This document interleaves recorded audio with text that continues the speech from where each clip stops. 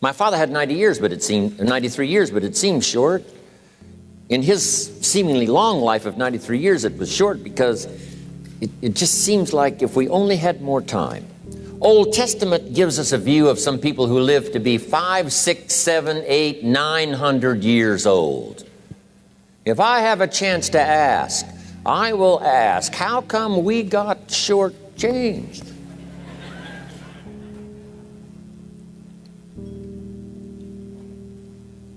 Wouldn't that be a good question if you had a chance to ask? Imagine 700, 800, 900 years to watch generation after generation after generation after generation stay healthy and well. I mean, you gotta be healthy to make it to 900. You gotta take your vitamins.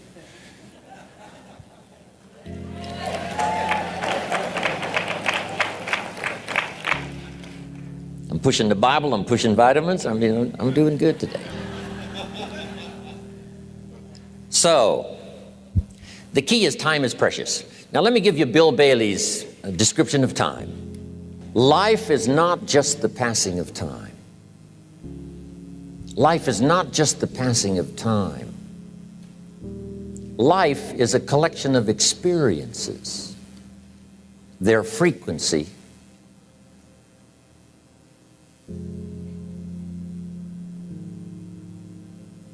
and their intensity. Life is not just watching the clock tick away. Life is a collection of experiences, their intensity, their frequency. When my friend Mark died at age 44, someone says, that's young to die. But what if he lived 4 lifetimes in one? It might not be too young.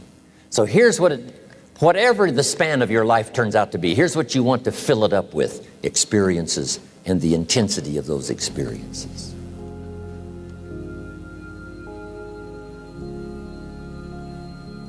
But now let's talk about the management of time. Here's one of the best ones. We covered earlier, when should you start building this hotel? Answer, as soon as you have it finished. Now jot this one down on time management. When should you start the day? As soon as you have it finished. Plan the day the best you can, leaving plenty of room for improvising and surprises and all the stuff that happens during the course of the day.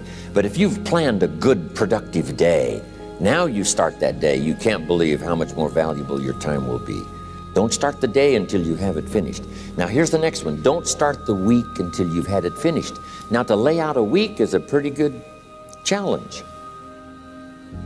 Next, don't start the month until you have it finished. The places to go and the people to see and the productivity and the sales and the customers and the development and all the rest of what you want to accomplish during the course of 30 days. Don't start the month till it's finished. And then here's the big one. This is really challenging. Don't start the year until you have it finished. To the best of your ability. It can't be finished like minute by minute. But in terms of the sweep of what you want to accomplish in the year 2002, make sure that that's set and ready to go by the time January 1st rolls around. And it might get all upset. It might get torn up and you do a new one. You make so much progress the first 90 days that now you've multiplied it all by 2, by 3. Because that happened to me. I thought, wow, here's how this is going to be a great year. By the time I'd finished the 3rd month, I'm rolling, I'm soaring. So many things are happening, I revised my whole year's plan. Okay. Now, jot this down. Approaches to the management of time. Here's the first one. Ignore the subject. I mean, that's good advice. Don't let anything overly bug you. Because remember now, you don't have to do anything. Someone says, well, I got to get a handle on my time. The answer is no, you don't. If you want to let it all go, you can let it all go. I mean, this is good advice. Somebody says, you ought, you ought, you ought. Jot this down. Ignore all the you oughts or you should. Only if they're giving general information. We should. It's better to say if you're teaching, we should. Not you should, we should. Then you let me listen in without it being too confrontational. If everyone did this, see, that'd be great. And then you give a person a chance to choose to do it or not to do it. But when you start the you ought, now see if I don't, now see we got some tension and maybe some problems. So you oughts seem to always create problems. When you're talking to your kids, you say, no, if kids would do this, not always saying if you did this, life would be better, but if kids did this, life would be better. It's like making a little talk and letting them listen in. And then it's a little less confrontational. It gives us a choice. In one of my seminars, here's what I teach. All life form strives to the max of its potential except human beings. All life form strives to the max of its potential except human beings. How tall will a tree grow? As tall as it possibly can. You never heard of a tree growing half as high as it could. No, trees don't grow half. A tree drives its roots as deep as it can, reaches as high as it can, produces every leaf it can, every fruit it possibly can. To the max. Every life form strives to the max, except human beings. Now, why not human beings? Jot this down. You've been given the dignity of choice. You're not a robot. You don't have to repeat this year the same as last year. You can tear up last year's plan, develop a new plan.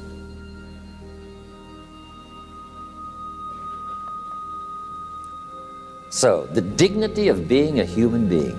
Now, here's the choice on being a human being. To be part of all we were meant to be, or to be all. To strive for all, or half, or part, or some. The choice is up to you. To develop one skill or 10 skills. Someone says, well, I'd be happy with just one more language. Well, some say, hey, I'm going to learn 6 or 7. And this is all a matter of choice. And when someone says, no, you ought to learn 4, you've got to resist all that. Because this is personal dignity. And you don't want to destroy someone's dignity by doing all the oughts, and they feel reluctant to do it. Now we've got problems. So if you want to, just ignore this subject on time management. Now here's the next one. Step down to something easier.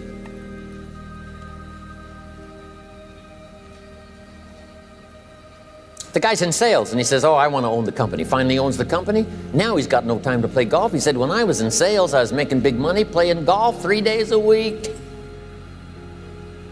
Heck with this owning something. Heck with managing. My life was never my own after I started to manage. I'm going back to sales. See, this is the key. If you're getting too pressed, you might consider stepping down to something with a little easier time pressure.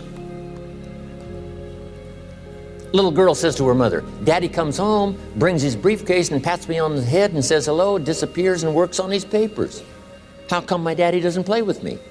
And her mother said, look, your daddy loves you very much, but he's so busy at work, he can't get it all done, he has to bring it home. He loves you, but that's why he can't play with you. And the little girl said, why don't they just put him in a slower group? So, jot this down now. If you don't have time for your kids, you might consider joining a slower group.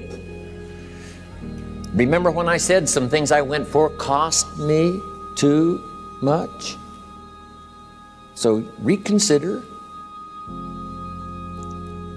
Next key to time management, and that's work longer and harder. But see, there's a limit to that. I almost lost my health the first year. I went so crazy about personal development and achievement. I just went bonkers. You know, I told you I was skinny, but at the end of that first year, I was a walking shadow. And then it suddenly occurred to me, what if I got rich and too ill to spend it? I mean, that was a shocker. So I started, you know, developing a little more reasonable. Because I said, if 12 hours won't do it, I'll work 14. If that won't do it, I'll work 18. I mean, how many hours it takes. And sure enough, it cost me too much. So see, working longer and harder for some might be appropriate. You know, if you're just sitting around not doing that much, this might be good, work longer and harder. But you can only work so hard. Here's the key, not to work harder, but smarter. When you've worked as hard as you can, doing the best you can in terms of physical output in the time, reasonable time. Now here's the ultimate in the management of time, and that is you simply become more skillful. When I first got into sales, You know, I was around people that could get, 9 out of 10, 8 out of 10. And when I first started, I could only get 1 out of 10. But here's what I did. I worked around the clock, so that I would make up in numbers what I lacked in skill. That's good in sales. You got to jot that down. When you're new, you make up in numbers what you lack in skill. Now, when you become more skillful, the numbers can go down because now your persuasive ability and all of that is now so high that you don't need to put as many numbers out. But at first, if you want to compete or if you want to really get good, you've got to put in the numbers. But if you get more from yourself, develop more of yourself, now the time management becomes an easier task. Now here's the next thing. Either you run the project or it runs you. I've found out when you start something, at first you're in charge. All of a sudden, a year later, it's in charge. Some of the companies I started, I'm telling you, I'm in control. A couple of years later, I'm out of control. At first, I've got it on the run.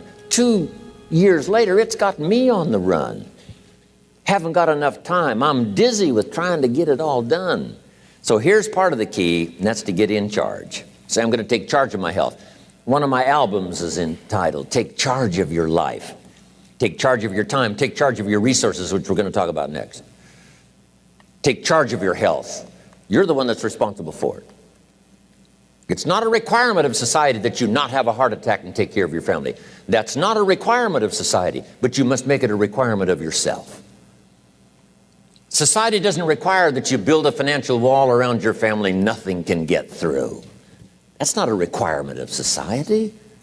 It's a requirement you impose on yourself to build a financial wall around your family nothing can get through.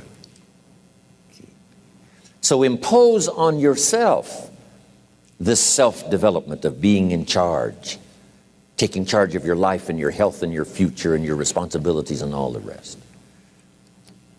Next, reasonable time is enough time to achieve all of your goals. Just jot that down. Reasonable time is enough time. I had to learn that. Reasonable time is enough time. Here's why. It's not the hours you put in, it's what you put in the hours. If you start depositing greater ideas into the hours you've got later than now, I'm telling you, later you can't believe the productivity that will flow. The ideas you can't think of now, a year from now, they'll start to flow. And when you deposit those ideas in the hours you've got, productivity multiplies by 2, 3, 5, 10. Next, time management essential. We've already covered the first one, a written set of goals. And then do priorities on your goals. What's important this week? What's important this month? Here's the next one. Often review. Just go over your goals to make sure that your list is working for you. It's got you inspired. It's got you turned on.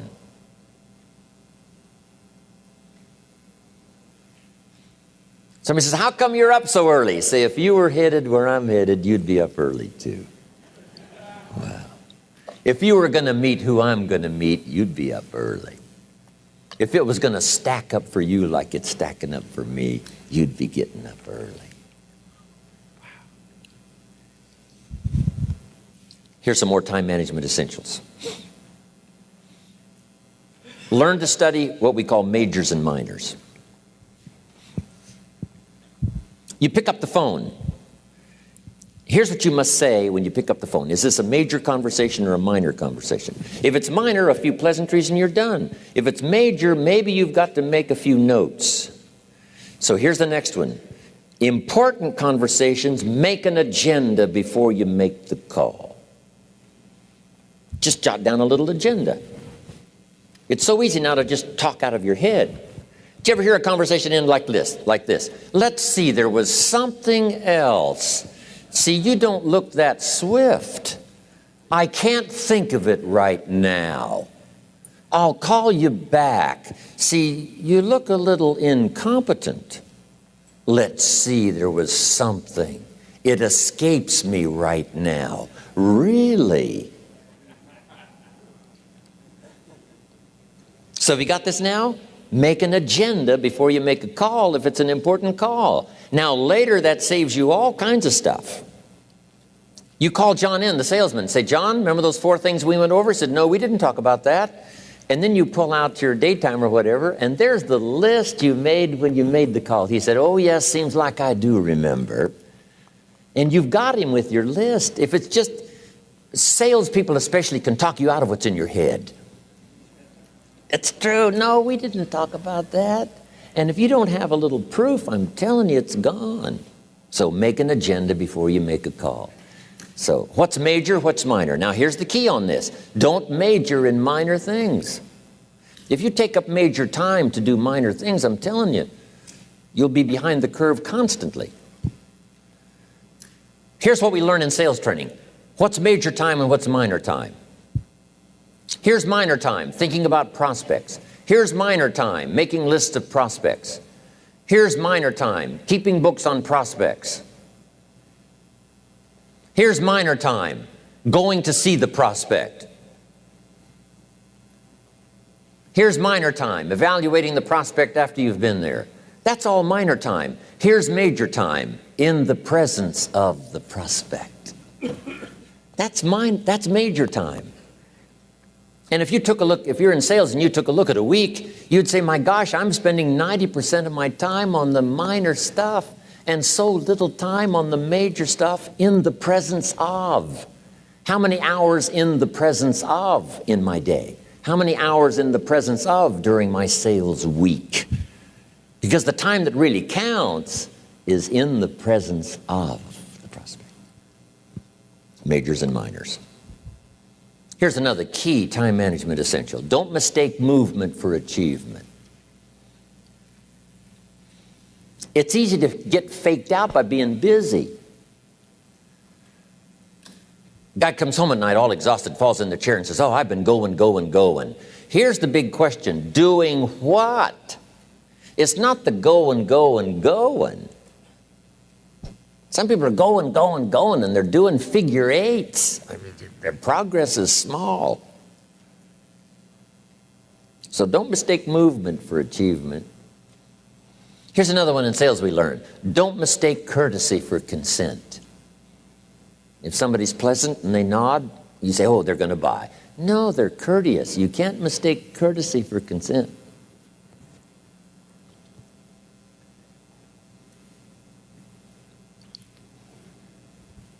Now here's a big one, concentration. I had to learn this. All those years ago, I'm in the shower trying to compose a letter. Found it turns out to be a strange letter. So here's what I learned to do. Save the work till you get to the office. Save the work till you get to the work. Don't try to get to the office on the way to work. On the way to work, enjoy the way. In the shower, enjoy the shower. Then go to work when you get to work. I found this to be helpful. Concentration. Here's another big one. Learn to say no. I'm telling you, in such a social society we have now, it's so easy to try to be a nice person, saying yes, yes, yes to everything. Find yourself overloaded. Now you got to call and make the, well, gosh, you know, all the time it takes to back out of something that you said yes to too quickly. Here's what might be better. I don't think so, but if that changes, I'll call you. Little things you can use not to overcommit yourself. My friend Ron Reynolds says, don't let your mouth overload your back. It's a good one.